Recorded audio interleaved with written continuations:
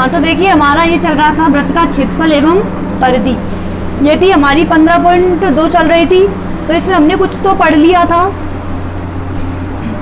और उसमें हमने क्या क्या पढ़ लिया था वो देखते हैं। हमने इसमें वृत्त का क्षेत्रफल के बारे में पढ़ लिया था, परिधि के बारे में पढ़ लिया था और इसके बाद में हमने कुछ सूत्र और पढ़े थे।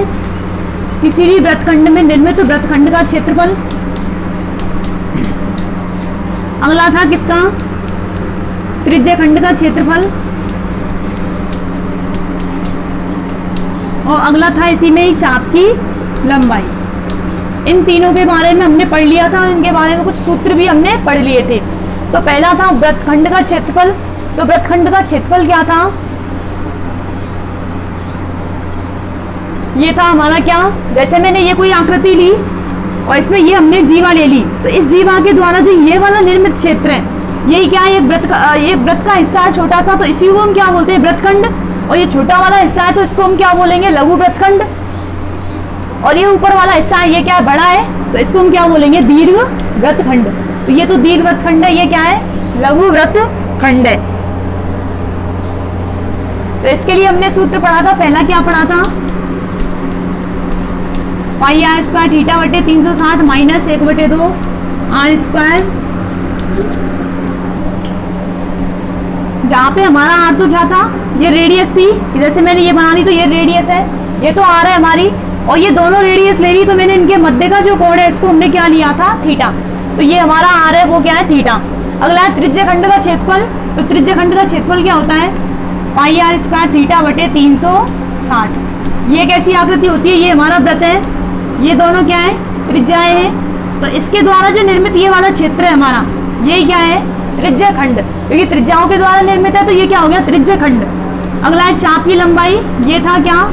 पाई आर थीटा बटे 180। जैसे मैंने ये ले लिया, ये क्या है? इसका एक चाप है, छोटा सा हिस्सा, तो इसकी लंबाई क्या है? पाई आर थीटा बटे 180। अब इसके आगे हम कुछ पढ़ रहे थे तो वो हमारा क्या था? 15.2 का एक क्वेश्चन है, तो उसी को देखते हैं वो क्या है। और उसी प्रश्न के हिसाब से मैं तुम्हें बताऊंगी कि किस प्रकार से इनके कोणों को निकालते हैं। तो ये है हमारा एक घड़ी के घंटे की सुई। एक घड़ी के घंटे की सुई, घंटे की सुई की लंबाई, और ये दे रखी है कितनी हमें? 5 सेंटीमीटर। एक घड़ी के घंटे की सुई की लंबाई है 5 सेंटीमीटर। तो 70 मिनट में क्या पूछ रहा है वो? 70 मिनट में, 70 मिनट में इस सुई द्वारा निर्मित त्रिज्यखंड का क्षेत्रफल क्या होगा? निर्मित त्रिज्यखंड का क्षेत्रफल क्या होगा? ये तुमसे पूछा जा रहा है। तो इसको कैसे निकालेंगे? देखो क्या दे रखा है हमें? एक घड़ी के घंटे की सुई की लंबाई कितनी दे रखी है? 5 सेंटीमीटर। और इसमें तुम्हें यह पूछ रहा है कि फिर इसी सुई के द्वारा तो 70 मिनट में कोण बनेगा, तो जो 70 मिनट में त्रिज्यखंड बनेगा उसका एरिया क्या होगा? तो जैसे मैंने ये ले ली, तुम्हें क्या, ये घड़ी ले ली और ये घड़ी में ये ले ली किसकी सुई?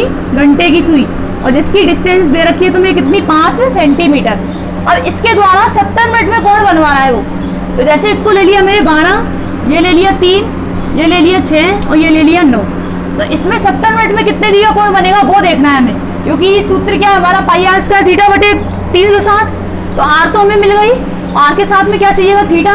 तो थीटा को निकालने के लिए क्या करोगे? देखो यहाँ मैंने मान ली कि ये घड़ी की घंटे की सुई है वो यहाँ पर है, तो इसके बाद में 70 मिनट में कहाँ जाएगी? मैंने मान लिया इसको 1, इसको मान लिया 2, तो यहाँ जाके तो कितने डिग्री हो गया? यहाँ जाके तो कितना मिनट हो गया? 60 मिनट। और इसको मैं थोड़ा सा और आगे ले लूँ तो लगभग यहाँ पे ये कितने मिनट का है? ये 70 मिनट का एरिया है। जहाँ पे यहाँ पे इसने कितना टाइम कंज्यूम किया? 70 मिनट लिया है इसने।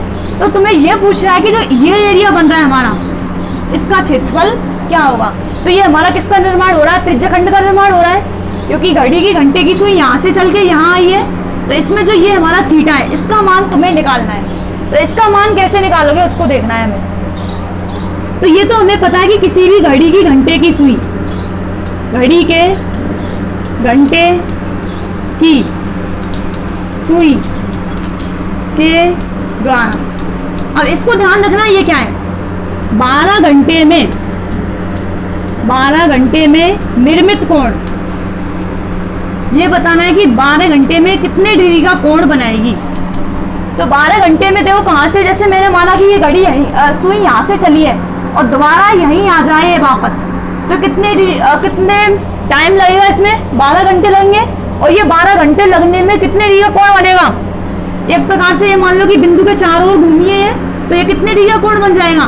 किसी भी एक बिंदु के चारों ओर बने कोण कितने डिग्री होते हैं, 360 के, तो ये कितना हो जाएगा 360 डिग्री।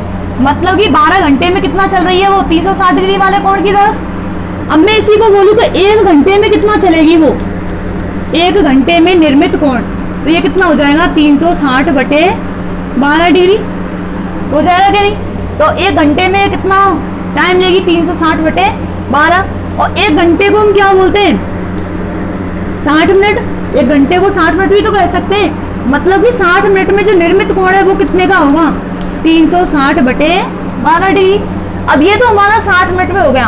अब मैं तुमसे कहूँगी इसको 1 मिनट में निकालना है मुझे, कि 1 मिनट में कितने डिग्री का कोण बनेगा।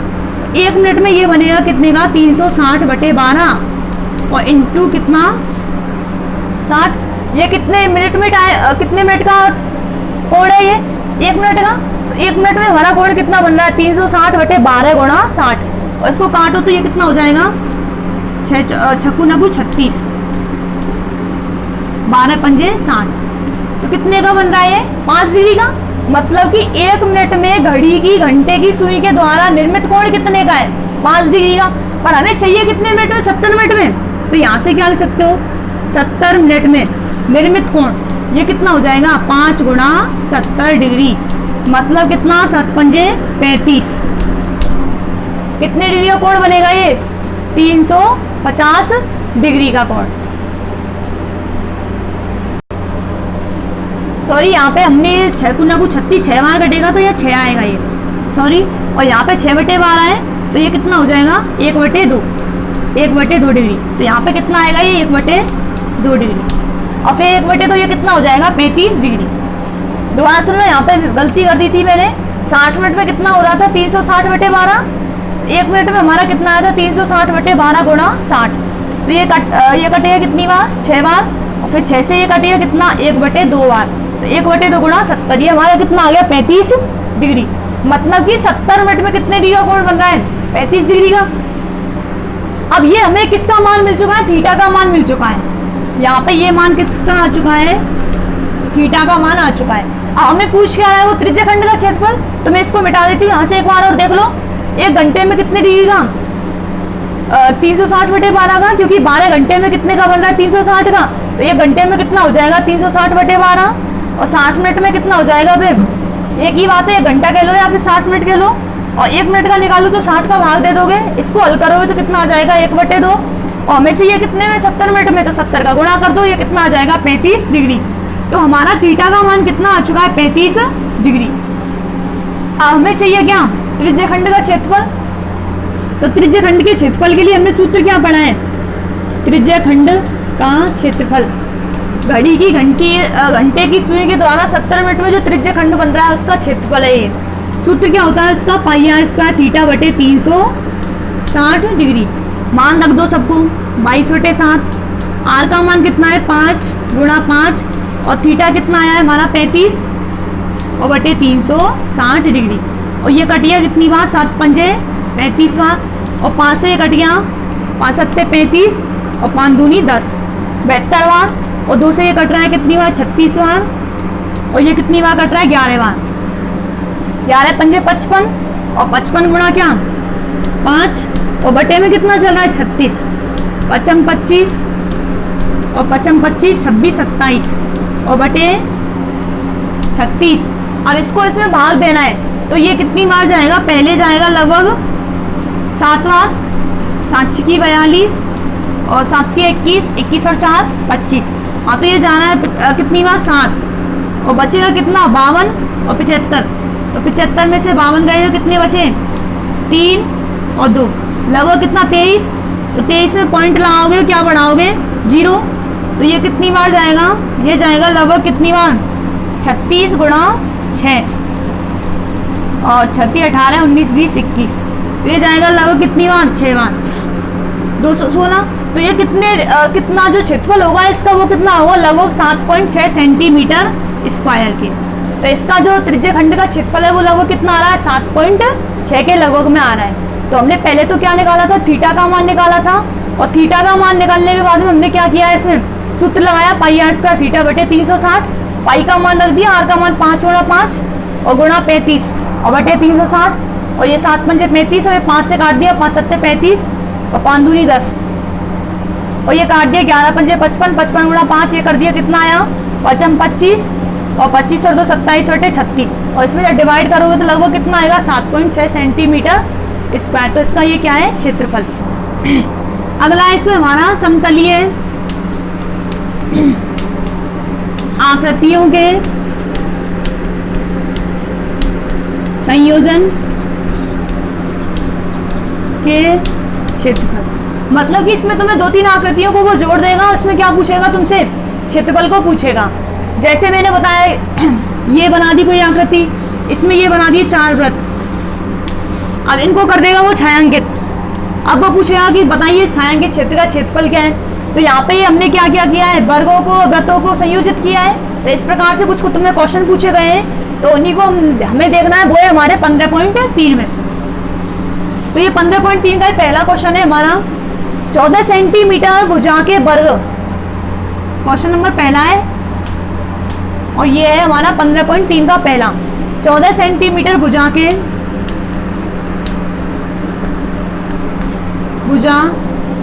वर्ग में बने,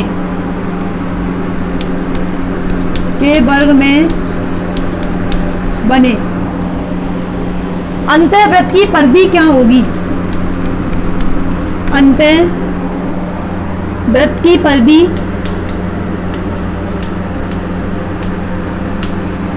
क्या होगी, ये तुमसे पूछा जा रहा है।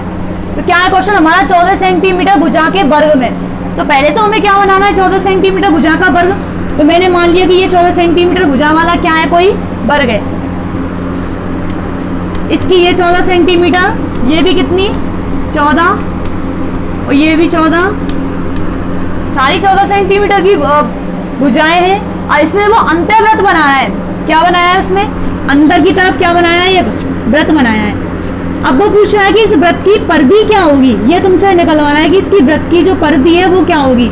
तो वृत्त की परिधि को निकालने के लिए हमें इसका क्या चाहिएगा, आर का मान चाहिएगा, मतलब जो अंदर वृत्त बन रहा है उसकी त्रिज्या का मान चाहिएगा। तो उसकी त्रिज्या को निकालना है हमें। तो त्रिज्या कैसे निकालोगे, ये मैंने इसका क्या बना दिया, विकर्ण बना दिया वर्ग का। तो हमें पता है ये कितने का है, 14 सेंटीमीटर, ये भी कितना है 14 सेंटीमीटर, और ये कोण कितने का है, 90 डिग्री का। क्यों, क्योंकि प्रत्येक वर्ग का प्रत्येक कोण कितने का होता है, 90 डिग्री का। तो ये हमारा क्या बन रहा है, एक प्रकार से समकोण त्रिभुज बन रहा है। ये 14 सेंटीमीटर, ये 14, ये हो गया इसका लंब, ये हो गया इसका आधार, और ये क्या करे, ये किसका काम करेगा, कर्ण का। या फिर ये मान लो कि वर्ग का विकर्ण कितना होता है, तो हम सीधा यदि लिखे वर्ग का विकर्ण तो वर्ग का विकर्ण लिख दो, या फिर ये क्या है हमारा पाइथागोरस थ्योरम लगा सकते हो उसमें। तो इसको ऐसे भी लिख सकते हो, या क्या लिख सकते हैं, कर्ण का स्क्वायर बराबर, इसको मैंने मान लिया क्या, ए बी सी डी। तो बी सी डी क्या बन रहा है, एक समकोण त्रिभुज, और इसमें बी सी किसका, बी डी किसका काम करेगी, कर्ण का। तो इसमें क्या लिख सकते हो, कर्ण का स्क्वायर बराबर आधार का स्क्वायर प्लस लंब का स्क्वायर, या फिर वर्ग का विकर्ण कह दो, एक ही बात है। तो आधार का स्क्वायर कितना है, 14 का स्क्वायर प्लस 14 का स्क्वायर, तो ये कितना हो जाए 2 गुणा 14 का स्क्वायर। तो ये कितना हो जाएगा फिर हमारा कर्ण, ये हो जाएगा √14 √2। और हमें पता है कि वर्ग का विकर्ण भी क्या होता है, 2 √, भुजा √2, 2 √2 गुणा भुजा कह लो, या फिर भुजा गुणा √2। तो यही तो हमारा ये आया कर्ण। तो मतलब ये हमें किसका मान मिल चुका है, ये पूरी वैल्यू निकल चुकी है, कितनी आई है 14 √2।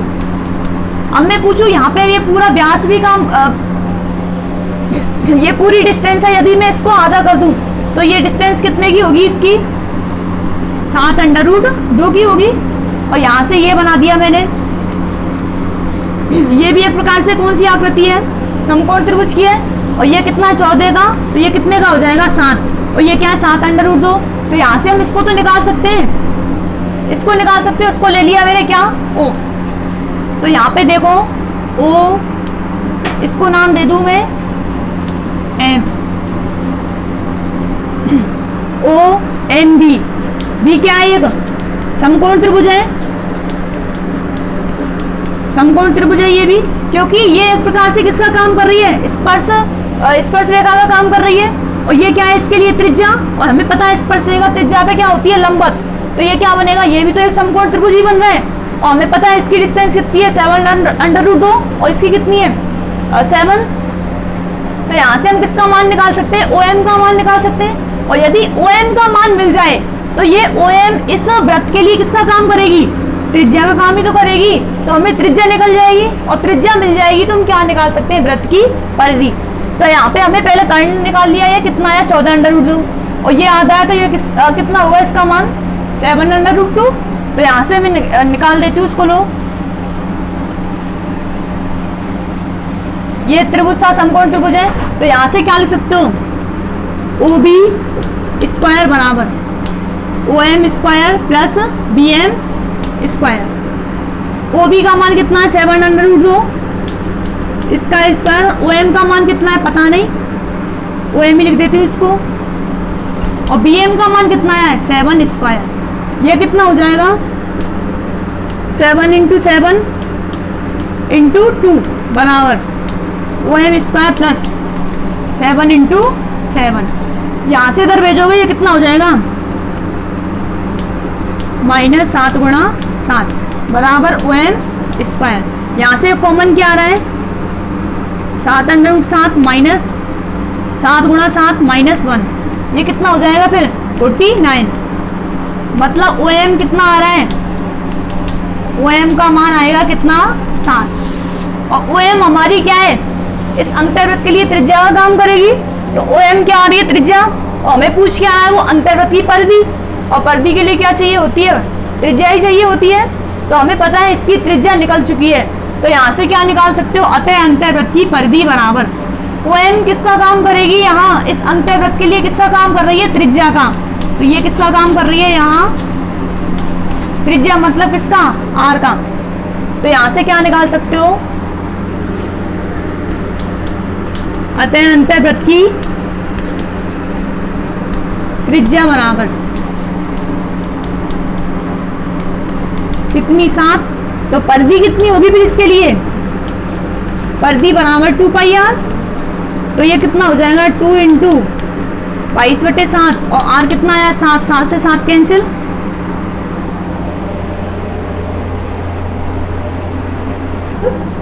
ये कितना हो जाएगा फिर? 44 सेंटीमीटर। ये हो गया तुम्हारा पास। इसको तुम्हें ऐसे नहीं करना है, इसको ऐसे भी कर सकते हो। ये कितने का है? 14 सेंटीमीटर की है। तो ये वाली डिस्टेंस इसके लिए क्या है? आधी तो होगी। तो ये क्या है इसका? इस जो अंतर्वृत्त है इसकी भी तो ये त्रिज्या की तो काम करेगी। तो ये पूरी कितने की है? 14 सेंटीमीटर। तो ये भी कितने की आएगी? 7 सेंटीमीटर। तो इतना निकालने की जरूरत भी नहीं है, तुम्हें सीधा ही क्या पता चल जाएगा कि इसकी जो त्रिज्या है वो इसकी क्या होगी? आधी। तो ये 14 है तो ये कितने की बचेगी? अपने आप ही 7 सेंटीमीटर की।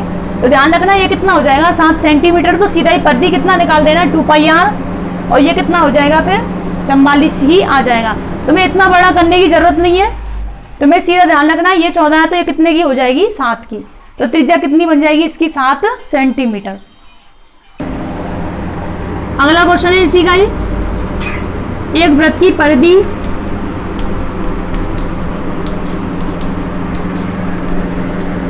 व त्रिज्या का अंतर, व त्रिज्या का अंतर, एक वृत्त की परिधि व त्रिज्या का अंतर 74 सेंटीमीटर है। तो उस वृत्त का क्षेत्रफल क्या होगा? उस वृत्त का क्षेत्रफल ये तुमसे पूछा जा रहा है। तो वृत्त की परिधि दे रखी है और त्रिज्या, दोनों का अंतर हमें कितना दे रखा है? 74 सेंटीमीटर। तो मैंने मान लिया कि मानव व्रत की त्रिज्या ये ले ली मैंने कितनी r। तो बताओ व्रत की परिधि क्या होगी फिर, परिधि बराबर 2 पाई r और त्रिज्या कितनी है पहले से r। और प्रश्न के अनुसार क्या दे रखा है, व्रत की परिधि व त्रिज्या का अंतर, मतलब कि दोनों 2 पाई r माइनस r ये दे रखा है प्रश्नानुसार। व्रत की परिधि और त्रिज्या का अंतर कितना दे रखा है हमें 74, तो ये 74 हो गया। अब यहाँ से हमें क्या निकालना है, पहले त्रिज्या का मान निकालना है। त्रिज्या का मान निकलने के बाद में हम क्या निकाल देंगे, व्रत का क्षेत्रफल। तो यहाँ से r क्या आ रहा है, कॉमन आ रहा है 2 पाई माइनस 1 बराबर 74। ये कितना हो जाएगा, r गुणा 2 गुणा 22/7 और माइनस 1 बराबर कितना 74। इसको हल कर दो आगे, r गुणा ये हो जाएगा 44 और 7 क्या आ रहा है, लघुत्तम आ रहा है, तो 7 माइनस ये कितना हो जाएगा 7 और बराबर कितना 74। और ये कितना बचेगा, इसको घटाओगे जब ये बचेगा r 44 माइनस 7 37/7 बराबर कितना 74। अब 37 से ये कितनी बार कट जाएगा 2 बार, तो r का मान कितना आ रहा है 2 गुणा 7, तो r कितनी हो गई 14 सेंटीमीटर। मतलब कि जो हमने व्रत की परिधि और त्रिज्या है उनमें से उसकी जो r आई है, त्रिज्या आई है, वो कितनी आई है 14। और हमसे पूछा क्या जा रहा है, व्रत का क्षेत्रफल। क्या पूछ रहा है वो, व्रत का क्षेत्रफल। और हमें पता है व्रत का क्षेत्रफल कितना होता है पाई r स्क्वायर, मतलब कि 22/7 और r कितना आ रहा है 14 गुणा 14, 7 दूनी 14, ये कितना हो जाएगा 44 गुणा 14, 14 चौका 56 और 56 और 5 61। तो इसका एरिया कितना आ गया 616 सेंटीमीटर स्क्वायर। तो ये क्या, व्रत की परिधि और त्रिज्या का अंतर दे रखा है, पूछ के आना है व्रत का क्षेत्रफल। तो इस प्रकार से तुम इसको निकाल सकते हो।